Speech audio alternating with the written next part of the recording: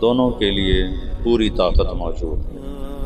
فَأَلْهَمَهَا فُجُورَهَا وَتَقْوَاهَا۔ باہر دو دعوتیں ہیں، ایک شیطان کی ہے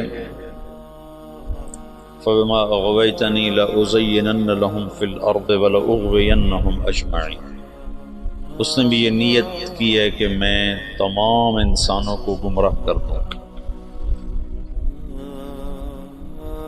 اور دوسری دعوت انبیاء کی ہے جو خیر کی طرف ہے، الف لام را کتاب انزلناہ الیک لتخرج الناس من الظلمات الی النور، وہ کہتا ہے وَلَأُغْوِيَنَّهُمْ أَجْمَعِينَ، یہاں کہتا ہے لِتُخْرِجَ النَّاسَ مِنَ الظُّلُمَاتِ إِلَى النُّورِ۔ دونوں طرف مکمل تشکیل کے ارادے ہیں۔ اللہ تعالیٰ یہ چاہتا ہے کہ تمام بنی نوع انسان ظلمت سے نکل کر ہدایت پر آ جائے، شیطانی یہ چاہتا ہے کہ اجمعین، ایک بھی جنت میں نہ جائے، سارے جہنم میں چلے جائیں۔ یہ دو نظام اللہ کے رسول تک بڑے واضح تھے، اس سے پہلے تک، کہ جب گمراہی پھیلتی تو ایک نبی خالص اس کام کے لیے آ جاتا تھا، اس کو اور کوئی کام نہیں ہوتا تھا۔ اِنَّا أَرْسَلْنَا نُوحًا إِلَىٰ قَوْمٍ، کہ براہ راست ان کو اس کے لیے بھیجا جائے قوم کی طرف۔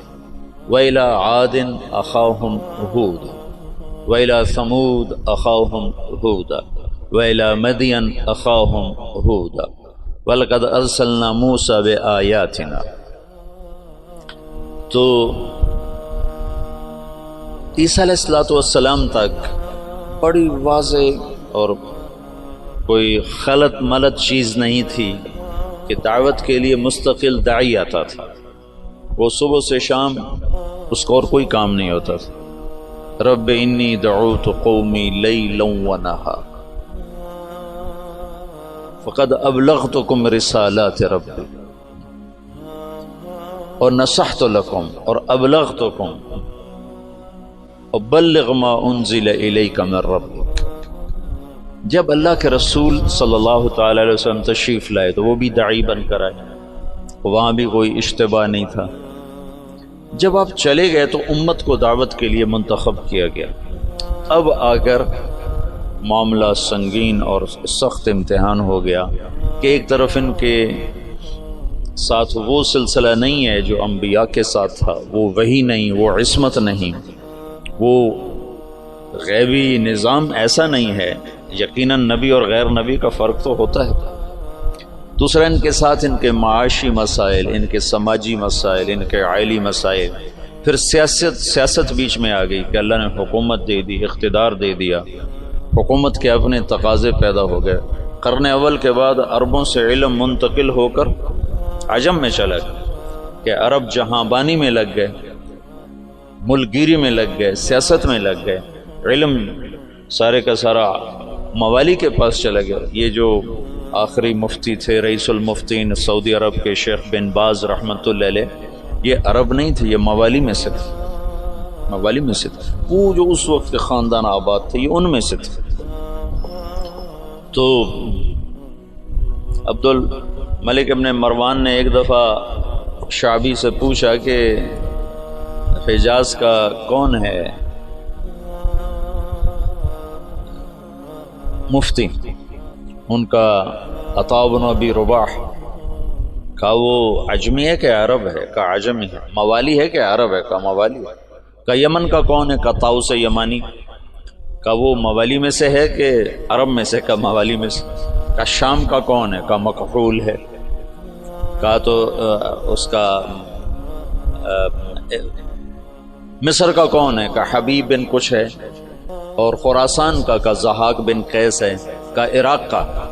تو شابی کہنے لگے میرے جی میں کہوں حماد، لیکن میں اس کے تیور دیکھ کے یہ سمجھ رہا تھا کہ اگر میں نے کسی غیر عرب کا نام لیا تو یہ مجھے قتل کر دے گا، تو میں نے کہا عراق کا ہے ابراہیم نخعی۔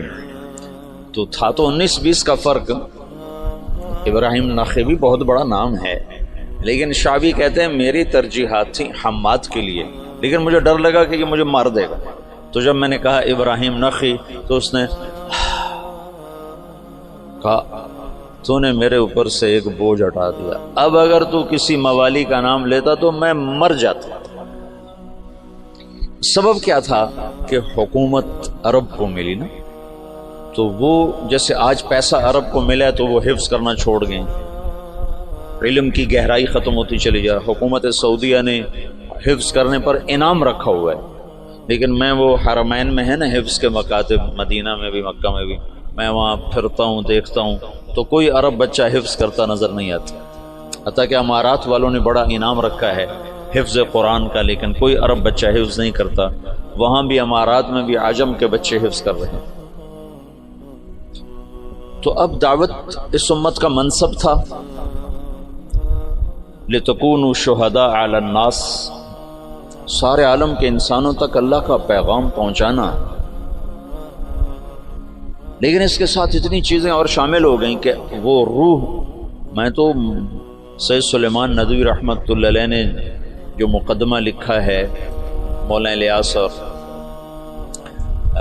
کے بارے میں جو کتاب لکھی ہے مولانا علی میاں رحمۃ اللہ علیہ نے، تو مولانا الیاس اور ان کی دینی دعوت، تو اس کے شروع میں سید سلیمان ندوی بہت بڑی شخصیت ہیں، انہوں نے مقدمہ لکھا ہے کہ اس امت کا اصل کام تھا دعوت الی اللہ، پر افسوس کہ 100 سال بھی نہ گزرے کہ امت اپنا کام بھول گئی، انہوں نے تو پہلی صدی میں ہی اس کو ختم کر دیا۔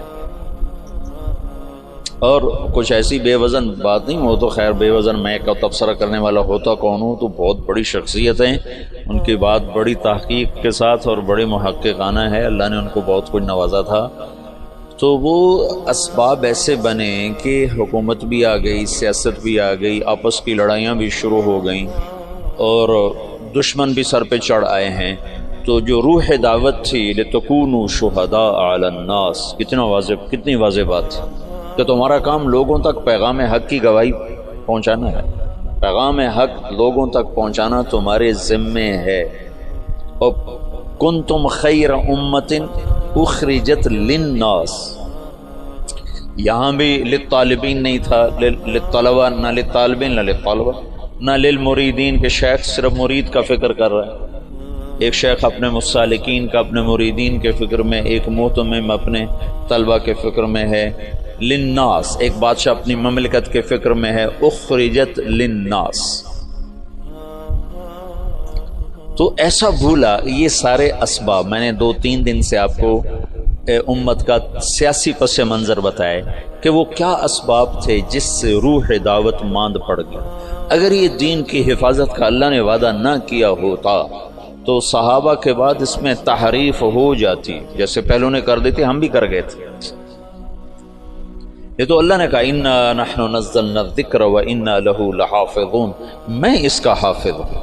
لہٰذا اللہ ہر صدی میں، ہر دور میں، یہ جو تاریخ دعوت و عظیمت مولانا علی میں نے لکھی ہے نا 8 جلدوں میں، یہ 800 جلدوں میں بھی لکھی جائے تو اس کا حق ادا نہیں ہو سکتا، گرچہ ان کا قلم جس مضمون پہ چلتا ہے اس کا حق ادا کرتا ہے، لیکن میں دیانتداری سے کہتا ہوں، میں بھی تاریخ کا چھوٹا سا طالب علم ہوں، اس پر 8 کی بجائے 800 جلدیں بھی مولانا علی میاں لکھتے اور وہ لکھنے کی طاقت رکھتے تھے، تو بھی میں دعویٰ کرتا ہوں کہ تاریخ دعوت و عظیمت کا حق ادا نہیں ہو سکتا تھا۔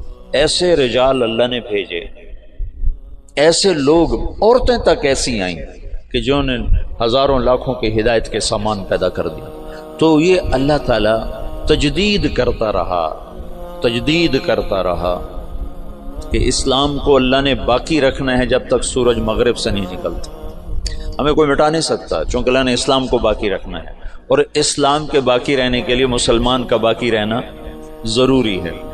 تو لہٰذا چاہے اس سے بھی زیادہ ایٹمی طاقتیں مسلمانوں کے خلاف ہو جائیں، اسلام کو نہیں مٹا سکتی، بلکہ عین ممکن ہے کہ چونکہ یہ امت بڑھاپے کا شکار ہے، اللہ انہی قوموں کو ایمان کی دولت نصیب فرما دے، جیسے 7ویں صدی میں اللہ نے تاتاریوں کے ساتھ کیا کہ 7ویں صدی میں مسلمان سیاسی طور پر ختم، اخلاقی طور پر پستی کا شکار۔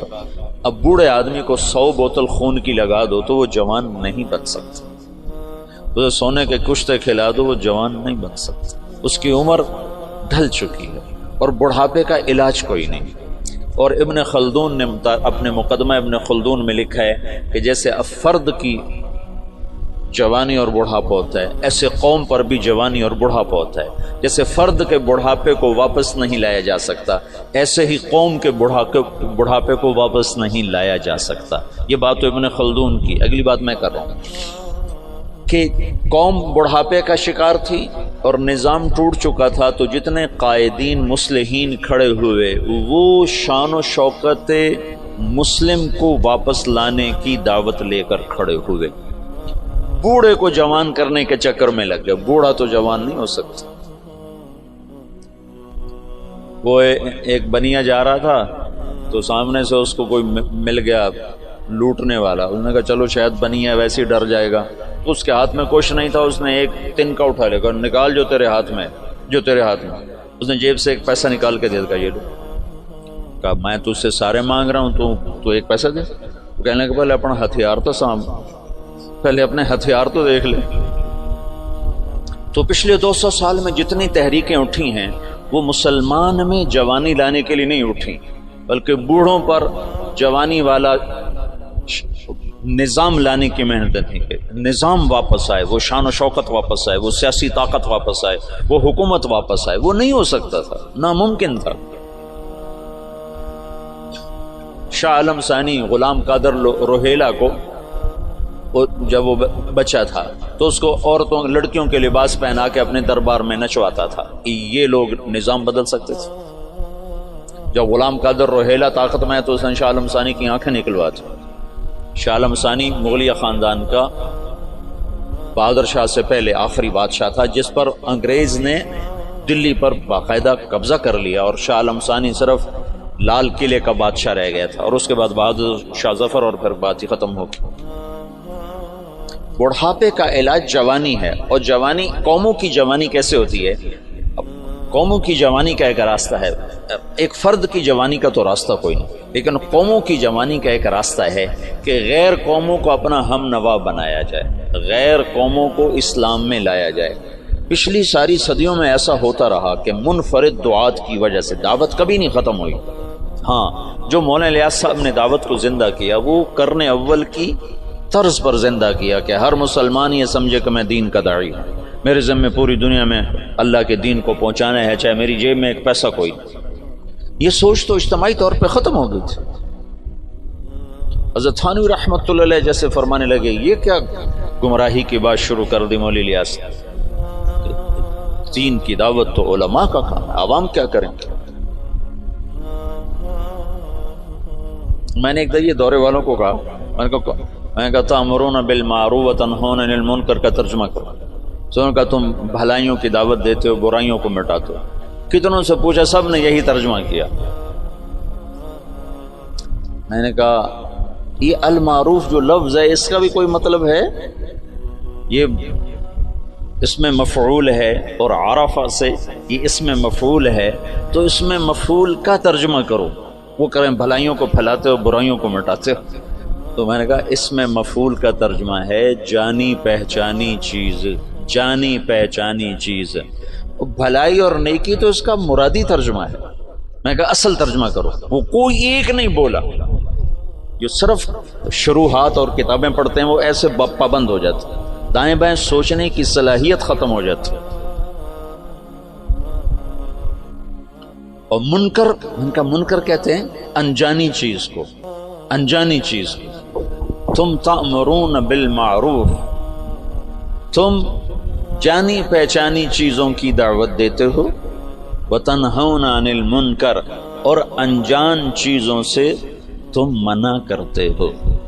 اس کے ساتھ ایک آیت جوڑو، فَأَلْهَمَهَا فُجُورَهَا وَتَقْوَاهَا، کہ میں نے تیرے اندر نیکی اور بدی کا الہام کر دیا ہے۔ الہام، سچ سچ ہے، اس کے لیے کسی شریعت سے دلیل کی ضرورت نہیں۔ ظلم ظلم ہے، اس کے لیے کسی شریعت سے دلیل کی ضرورت کوئی۔ جھوٹ بہت بری چیز ہے، اس کا الہام ہے انسان کے اندر، کسی قرآن و سنت سے دلیل کی ضرورت کوئی نہیں۔ ماں باپ کی نافرمانی، یہ انسانی فطرت اس کا انکار کرتی ہے۔ زنا کا انسانی، او تزن الحرۃ، کیا بات کہی تھی اس نے؟ ہند بنت عتبہ رضی اللہ تعالیٰ عنہ نے کیا کہا تھا جب اللہ کے نبی نے بیعت لی اور فرمایا کہ تم یہ کرو گے، یہ کرو گے، یہ نہیں کرو گے، یہ نہیں کرو گے، زنا نہیں کرو گی، تو ہندہ نے زمانہ جاہلیت میں کہا اوتزن الحرۃ، کیا شریف عورت زنا کر سکتی ہے؟ پتھروں کی پجاری تھی 1 منٹ پہلے تک، بغیر دلیل کے جو چیزیں غلط ہیں وہ منکر ہیں، بغیر دلیل کے جو چیزیں خوبصورت ہیں وہ معروف ہیں، تو اس کے لیے تو ویسے علم کی ضرورت کوئی نہیں۔ ہاں مدرسے میں پڑھنے پڑھانے کے لیے علم کی ضرورت ہے، حدود شریعت بتانے سمجھانے کے لیے علم کی ضرورت ہے، تبلیغ کے لیے تو علم کی ضرورت نہیں ہے، تبلیغ تو معروفات کی دعوت ہے، اور معروف کا مطلب جانی پہچانی، توحید جانی پہچانی چیز۔ افلا ينظرون الى الابل كيف خلقت والى السماء كيف رفعت والى الجبال كيف نصبت والى الارض كيف سطحت، یہ ساری جو اللہ تعالیٰ بتا رہا ہے یہ وہ چیزیں ہیں کہ جو بغیر دلیل کے ٹھکتی ہیں۔ وہ جو بدو نے کہا تھا البعرۃ تدل علی البعیر والاثر يدل علی المسیر تأمرون بالمعروف، تم جانی پہچانی چیزوں کی تبلیغ کرتے۔ اور میں تو تفسیریں پڑھتا نہیں نا، نہ مجھے اب نہ میرا سر اتنا تھکا رہتا ہے کہ مجھے پڑھائی نہیں جاتی، تو مجھے خیال ہے المعروف کا مطلب ہے جانا پہچانا، معرف بالعامل اس میں معرفہ، رجل الرجل، معروفات وہ عمل ہیں جس کو انسان عقلاً جانتا ہے، منکرات وہ عمل ہیں جن کو انسان عقلاً برا جانتا ہے۔ اس کے لیے تو کسی دلیل کسی حجت کی جو مجھے تو علم نہیں میں تبلیغ کیا کروں، تم یہ نہیں کہہ سکتے بھائی اللہ کی مان لے اللہ بہت بڑا ہے، اس کے لیے کیا علم چاہیے؟ بھائی اللہ کی نافرمانی نہ کر اللہ بہت بڑا ہے، اس کے لیے کیا علم چاہیے؟ بھائی اللہ کے رسول کی مان لے دونوں جہان کی کامیابی کا راستہ لے کر آئیں، اب بھائی دوزخ سے بچ جا جنت والا بن جا، یہ تبلیغ ہے؟ منکر دیکھتے او غلط غلط، یہ منکر، کیا زبردست چیز ہے، یہ معروف ہے جس کے لیے ہمیں کسی دلیل کی ضرورت ہی نہ ہو۔ حلال حرام کے لیے دلائل چاہیے، تو یہ منکرات میں سے ہیں لیکن کھلے میں سے نہیں ہیں، یہ علم کی چیز ہے، یہ مدارس اس کے لیے بنائے گئے ہیں، اور دعوت تو ایک عام ہے۔ ان پڑھ میواتیوں نے عالم کو ہلا کے رکھ دیا۔ مولانا علی میاں تشریف فرما تھے رحمۃ اللہ علیہ، ایک میواتی اٹھا مولانا الیاس صاحب کے بیان سے، تو پیچھے بیٹھتے کہنے لگے میاں جی کیا سمجھے کہ کوئی یقین کی بات کر رہو، یقین اللہ پر یقین، اللہ پر یقین کو یقین کی بات کر رہو، یہ ان کا مخاطب تھا۔ تبلیغ کے لیے علم نہیں چاہیے، مدرسے کے لیے علم چاہیے۔ معروفات وہ ہیں جو ایک ان پڑھ بھی کہے ہاں واہ واہ کیا زبردست چیز، اور بے کی شروط اور بے فاسد بے باطل یہ تو سارے وہ منکرات ہیں جو بڑے چھپے ہوئے ہیں، ان کے لیے دلائل چاہیے۔ اور ماں باپ کی نافرمانی کھلا منکر، سر عام شراب پینا یورپ میں بھی برا سمجھا جاتا ہے، جہاں شراب کے بغیر وہ ایک پل نہیں زندہ رہ سکتے، وہاں بھی ایسے شراب پینا برا سمجھا جاتا ہے، کھلے عام کو شراب پینا۔ میں اتنا یورپ امریکہ پھرا ہوں، میں نے کسی کو سڑک پہ شراب پیتے نہیں دیکھا، الگ پیتے ہیں، پینے کی جگہ الگ ہیں ان کی۔ ان کے ہاں جو زنا کا مفہوم ہے ان کے ہاں کہ کسی عورت سے زبردستی کر رہا ہوں، پورے یورپ میں کسی کو جرت نہیں کہ کسی عورت کو ہاتھ لگاتا، ننگی لڑکیاں پھر رہی ہوتی تو کسی کو جرت نہیں کہ ہاتھ لگاتا۔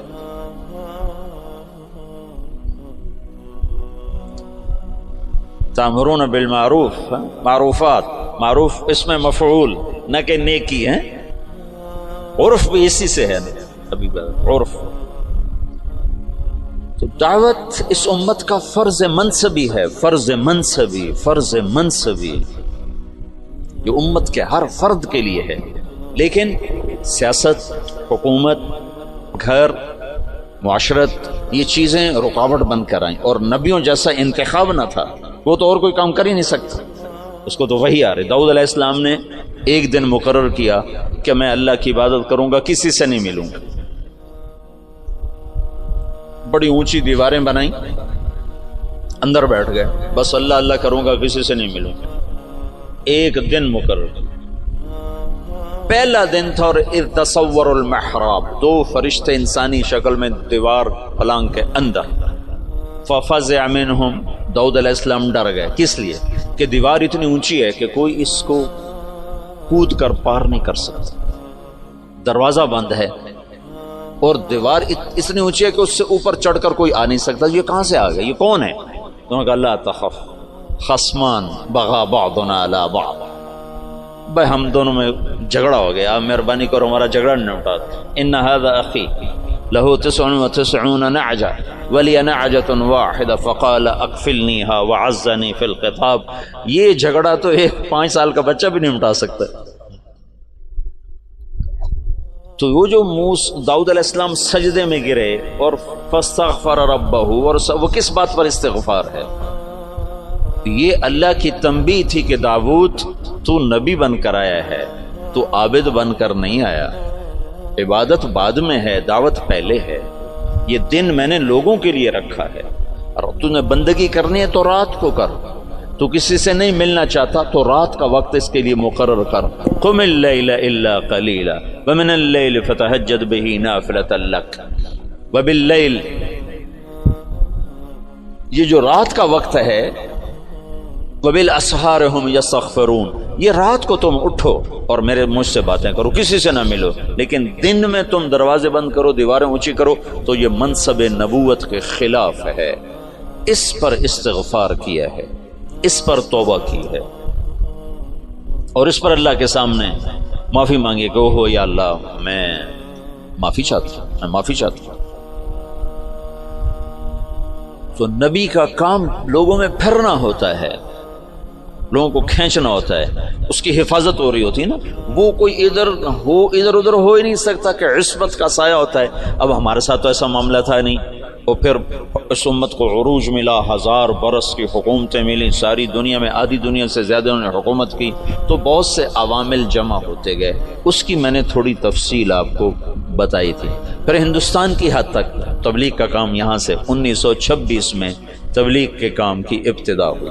مولانا الیاس صاحب رحمۃ اللہ علیہ صوفیاء میں سے تھے، علماء میں سے تھے. اگر وہ اسی طرز پر چلتے جو چل رہا تھا تو کوئی خانقاہ بناتے یا کوئی دارالعلوم بنا لیتے، نظام الدین میں کوئی دارالعلوم بنا لیتے، خانقاہ بنا لیتے. ہندوستان بر صغیر کے حالات اور اسلامی سلطنتوں سے قدر مختلف. یہاں پہلی صدی میں اسلام آ گیا، یہ ہندو علاقہ ہے. یہ جو سری لنکا ہے، یہاں عرب تاجروں کے ذریعے سے یمن سے جو آتے تھے بحری جہاز، ان کی تبلیغ سے یہاں اسلام آ گیا. اور یہاں کا جو راجہ تھا وہ تو مسلمان نہیں تھا، لیکن عوام الناس میں اسلام آ گیا. اور یہ جو ساتھ مالدیپ ہے، مالدیپ کوئی 2500 جزیروں کا ملک ہے. مالدیپ 2500 جزیروں کا ملک ہے، اور وہ جزیرے لمبے سے لمبا جزیرہ 11 کلومیٹر ہے، اس کا نام ہے مالے، اسی میں ان کا دارالحکومت ہے. باقی سارے جزیرے بس ایسے جیسے تمہارا مدرسہ ہے اتنا ایک جزیرہ ہوگا، ایسے وہ چھوٹے چھوٹے جزائر پر ہے. عنبر وہاں بہت نکلتا ہے، اللہ نے ان کو رزق دیا ہوا ہے عنبر کے ذریعے سے. تو یہ ان جزائر سے ایک قافلہ جا رہا تھا. اس میں یہاں کچھ عرب قبائل آباد ہو گئے تھے، تو ایک قافلہ بحری جہاز پر سری لنکا کے بادشاہ نے تحفے تحائف ولید بن عبد الملک کو دی، ان سے دوستی لگانا چاہتا تھا. تو جب یہ کراچی کے قریب گزرا بحیرہ عرب سے، تو تیبل یہ دریائے سندھ کے کنارے تھا، یہ سندھ کا بہت بڑا شہر تھا اس وقت. تو وہاں سندھ کے ڈاکوؤں نے بحری جہاز پہ حملہ کیا اور قافلہ بھی لوٹ لیا، اور عورتوں کو بھی قید کر لیا، مردوں کو کچھ قتل ہو گئے. تو ایک عورت پکاری یا للحجاج یا للحجاج یا للحجاج.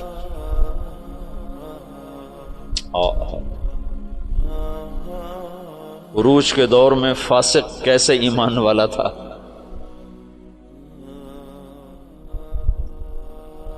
تو کچھ جو لوگ انہوں نے مال لوٹنے کے بعد کچھ لوگ چھوڑ دیے تھے. تو یہ لٹا پٹا قافلہ جب پہنچا عراق میں تو حجاج کو ملا، اور انہوں نے کہا کہ ایک بہن نے کہا تھا یا للحجاج، تو وہ کھڑا ہو گیا اپنے کرسی سے. کا لبیک یا اخت الاسلام، لبیک یا اخت الاسلام، لبیک یا اخت الاسلام۔ اور کہا میرے اوپر حرام ہے بیوی بھی اور بستر پہ سونا بھی، جب تک میں اس بہن کی مدد کو نہ پہنچوں۔ ایک جس کے بارے میں اللہ کے نبی کا کہنا ہے کہ بنو ثقیف میں ایک مبیر ہو، ایک صفاق ہو، صفاق ترین فاسق ترین انسان غیرت ایمانی سے ایسا بھرا ہوا ہے کہ میرے اوپر بیوی حرام ہے، میرے اوپر بستر پہ سونا حرام ہے، جب تک میں اس بہن کی مدد کو نہ پہنچوں۔ اور اس نے اسی وقت ایک لشکر تیار کیا، عبید اللہ بن نبحان رحمت اللہ علیہ کو امیر بنایا اور ان کو 3000 کا لشکر، 4000 کا لشکر دے کے روانہ کیا۔ وہ لشکر شکست کھا گیا اور عبید اللہ شہید ہو گئے۔ پھر اس نے دوسرا لشکر روانہ کیا، یہ سارے عراق سے تھے۔ بدیل بن طوفہ رحمت اللہ علیہ کی سرکردگی میں وہ بھی شہید ہو گئے اور دونوں لشکروں کو شکست ہو گئی۔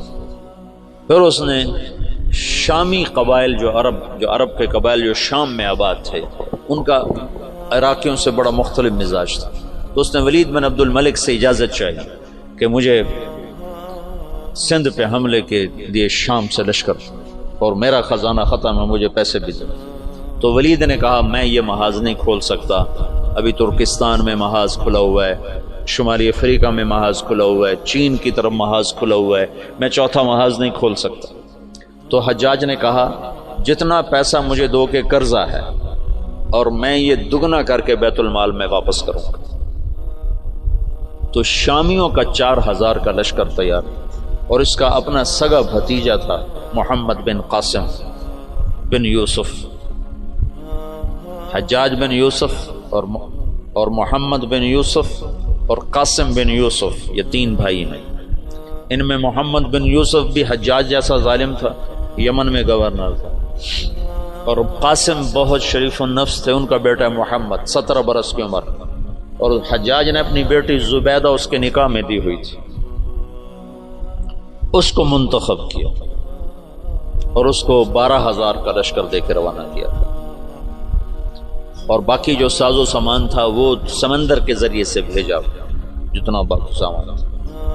اور ہر 3 دن کے بعد اس کے پاس خبر آتی تھی، اس نے ڈاک کا ایسا نظام بنایا کہ ہر 3 دن کے بعد خبر حجاج تک پہنچتی تھی۔ اس طرح راستے میں چوکیاں قائم کی، اور پورے جنگ کا نقشہ حجاج بصرے میں بیٹھ کے خود کنٹرول کر رہا تھا۔ تو یہ بدھوں کا شہر تھا، جو دیبل تھا نا بدھوں کا، تو اس میں ایک بڑا وہ تھا ان کا معبد، اس کو گنبد تھا، اس کے اوپر ایک جھنڈا تھا۔ تو ان کا یہ عقیدہ تھا جب تک یہ جھنڈا نہیں گرتا اس سے شہر کو شکست نہیں ہو سکتی۔ تو مسلمانوں نے زور لگا لیا، حجاج بن یوسف نے ایک توپ بھیجی تھی، توپ منجنیق، پتھر پھینکنے والی، وہ اتنی بڑی تھی اس کو 500 آدمی کھینچتے تھے، تو اس کو بحری جہاز پہ بھیجا تھا۔ تو وہ نصب تھی اور توپ اس گنبد پہ نشانہ نہیں فٹ ہو رہا تھا۔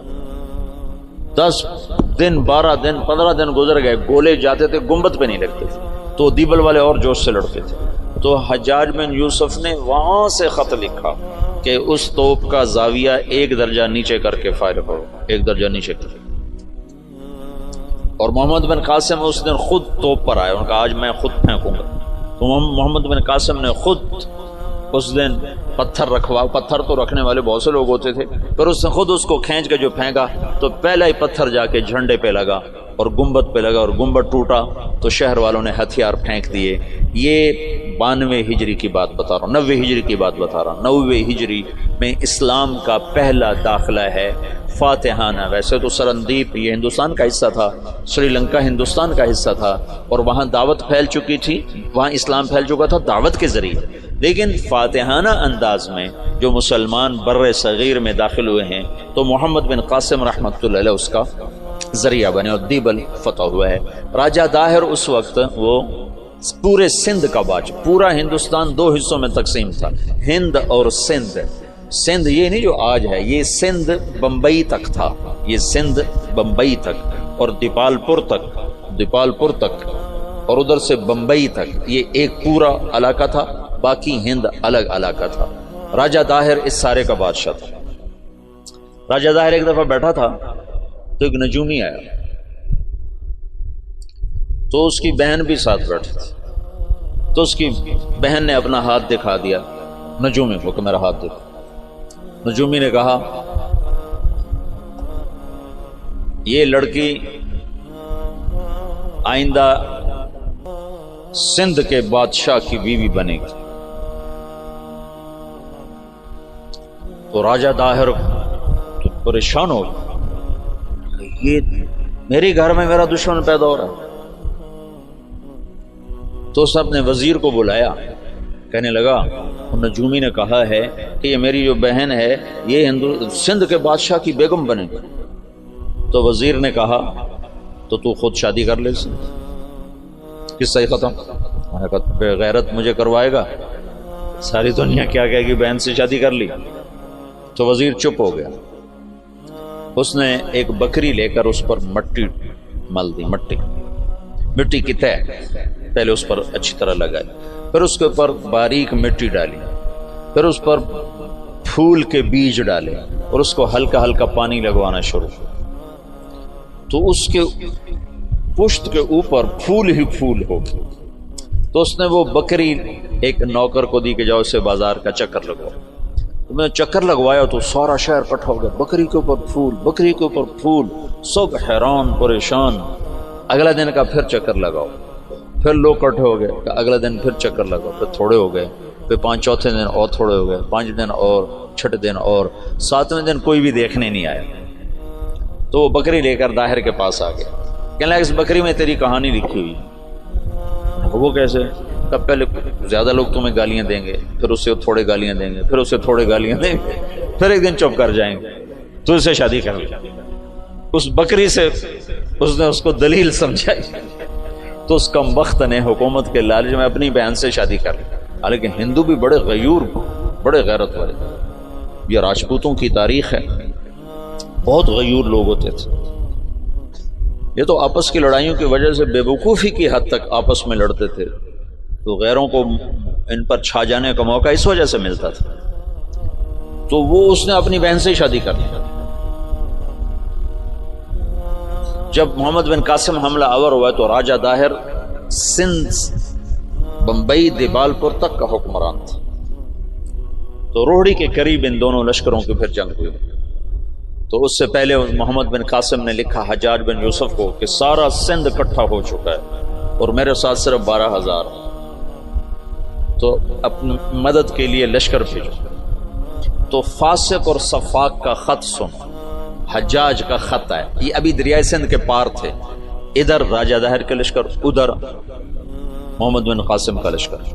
تو حجاج کا خط ہے کہ اللہ کے رسول کا فرمان ہے 12,000 کو کمی کی وجہ سے شکست نہیں ہو سکتی، اور تم 12,000 ہو، لہذا تمہیں اس وجہ سے شکست نہیں ہو سکتی کہ تم تھوڑے۔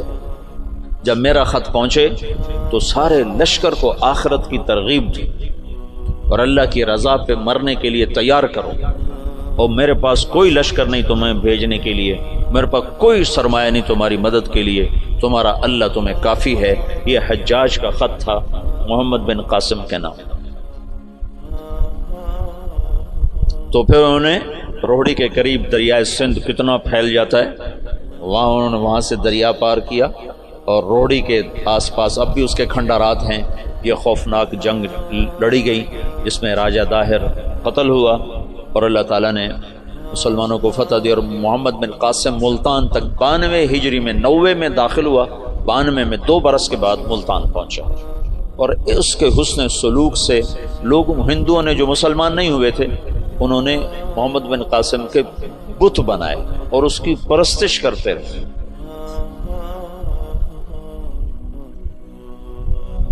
یہ اس طرف سے 92 ہجری میں اسلام داخل ہوا ہے۔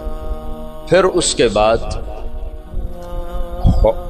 ہندوستان کے پوری جو تاریخ بدلی ہے کہ مسلمانوں کے ہاتھ میں اقتدار، وہ 5ویں صدی میں جا کر جب محمود غزنوی نے ہندوستان پہ حملہ کیا۔ اور 17 حملے کیے، 17 کے 17 میں وہ کامیاب ہوا، اور 33 برس حکومت کی۔ دنیا میں 4 بڑے فاتح ہیں، پہلے بھی تمہیں بتاتا رہتا ہوں، مطلب اپنی میری جستجو سے کوئی میں نے کسی محقق کتاب میں نہیں پڑھا، لیکن یہ بات تو خیر سارے مورخ مانتے ہیں کہ سب سے بڑا فاتح چنگیز خان، اور دوسرے نمبر پر محمود غزنوی۔ آگے 2 میں نے خود لگائے ہیں، تیسرے نمبر پر سکندر یونانی ہے، اور چوتھے نمبر پر تیمور لنگڑا ہے۔ مجھے اس پہ بڑا غصہ آتا ہے، کم بخت نے بڑے مسلمان ذبح کی۔ میں حیران ہوں تفتہ زانی کیسے اس کے ساتھ رہتا تھا، تو ایسا صفاق کم بخت تھا۔ وہ جب شہر پہ حملہ کرتا تو پہلے دن سفید جھنڈا لہراتا تھا، اس کا مطلب تھا کہ اگر تم دروازے کھول دو گے تو ہم صرف تمہارا مال لوٹیں گے، تمہیں کچھ نہیں کہیں۔ دوسرے دن سرخ جھنڈا لہراتا تھا کہ اب ہم تمہارے فوجی قتل کریں گے، تمہارا مال لوٹیں گے، تمہیں کچھ نہیں کہیں۔ تیسرے دن سیاہ جھنڈا لہراتا تھا کہ اب جتنے بھی ذی نفس ہیں سب کو قتل کریں گے اور تمہارا مال بھی لوٹیں گے، اور وہ کم بخت ایسا ہی کرتا رہا۔ میرا تو کبھی کبھی جی چاہتا ہے کہ اس کا خاتمہ بھی ایمان پہ نہ ہوا ہوگا، ایسا اس نے ظلم کیا۔ باقی اللہ غفور الرحیم ہے، ہم اس کی رحمت کو نہ بند کر سکتے ہیں نہ پابند کر سکتے ہیں۔ چاہے تو ابو جہل کو جنت میں ڈال دو، سے کوئی پوچھنے والا نہیں ہے۔ یہ خطا اللہ نہ کرے ہم سے ہو کہ ہم اللہ کی رحمت کوئی پابند بنا دیں۔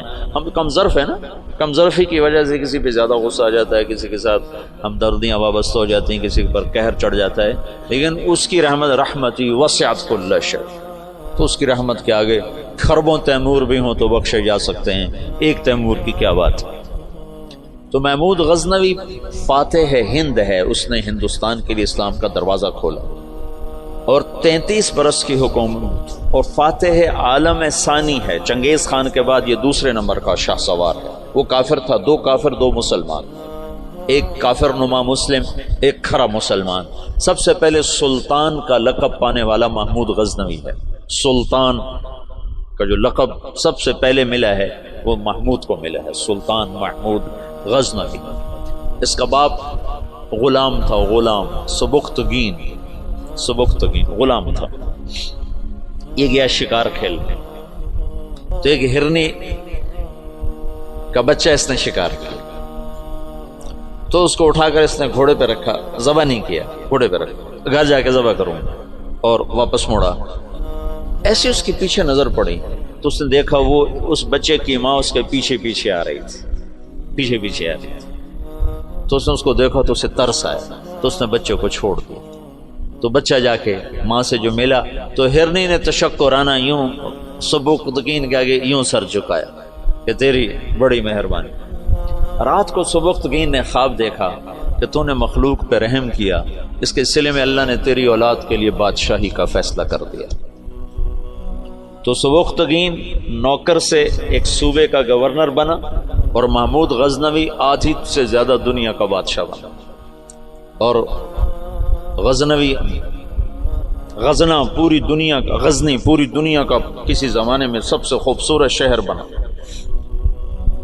میں جب پڑھتا تھا رائمنڈ میں تو میں نے خواب دیکھا کہ میں اپنے آبائی قبرستان گیا جہاں ہمارے بزرگ دفن ہیں، وہاں سے نکلا تو 2 کتے میرے پیچھے لگے، ایک کالا ایک سفید۔ تو میں نے ایک کتے کو پکڑا ٹانگوں سے اور دوسرے کتے پہ مارنا شروع کیا، مار اس دونوں کو ختم کر دیا۔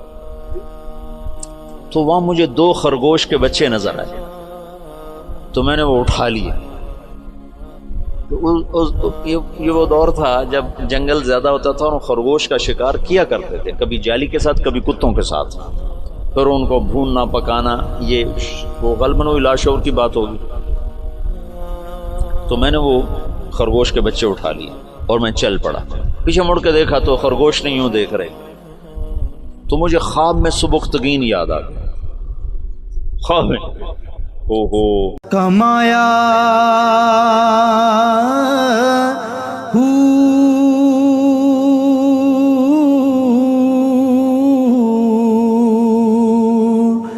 نام بھج مسیح